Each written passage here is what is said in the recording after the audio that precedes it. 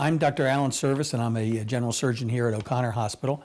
And it's my privilege today to give you a little primer, a little 101 course on the incidence of breast cancer and what we can do to screen for breast cancer. It's the second most common cause of cancer deaths among women in this country.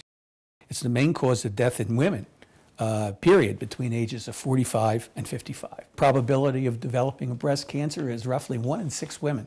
There are several general risk factors: the use of alcohol, obesity in middle age, level of woman's activity during her middle years, more active lifestyle, less risk, more sedentary lifestyle, slightly greater risk. 82% of the cases of breast cancer occur in women over 50 years of age. The earlier the woman has children, the slightly less is the risk of developing a malignancy. Breastfeeding is found to be a protective element as far as development of breast cancer is concerned. The use of hormonal replacement therapy was very prominent back up until the 80s. And then there were some large studies that were done looking at women that had received postmenopausal hormonal replacement therapy. There certainly seems to be something of an increased risk, and the fact that we're seeing a decreased incidence of breast cancer would seem to suggest that we're beginning to see some effect as relates to less common use of hormonal replacement therapy. A very important risk factor is family history. It's reported that somewhere between 15 and 20% of women have had first-degree relatives that have had cancer of the breast. Those patients can be identified, can have genetic studies done, and then appropriate decisions can be made as to how they're going to be screened, how they're going to be followed. When we talk about screening for breast cancer, what we really want to do is we want to identify the possibility of a malignancy in the breast before it gets to the point where the patient can feel it.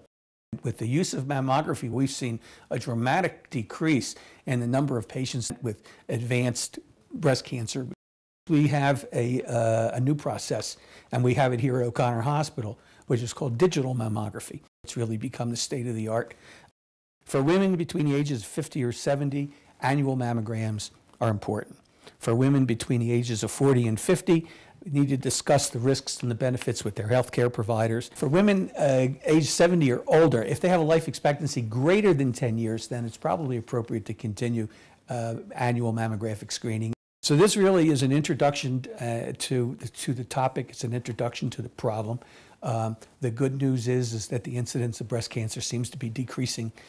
Even better news is the fact that with early diagnosis, the treatment can be much more effective, sometimes with much less surgery and associated disfigurement, and with likelihood that the outcomes are going to be much more successful than what we've experienced in the past years.